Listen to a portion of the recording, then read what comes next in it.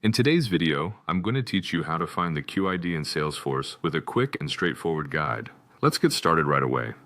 First things first, you'll need to log into your Salesforce account. Make sure you have access to the organization where you want to find the queue. Whether you're using a corporate or a personal instance of Salesforce, simply enter your credentials and log in. Once you're in, you'll notice a familiar Salesforce interface ready at your command. Next, you're going to head to the Setup section. Now look towards the top right corner of your screen where you'll see a gear icon. Clicking on this will take you to Setup. Once there, find the Advanced Setup option, which allows for more control and detailed navigation within Salesforce. Once you're in Setup, you're going to make use of the Quick Find search bar. This feature is going to make your life a whole lot easier by helping you quickly locate settings and options without scrolling or guessing.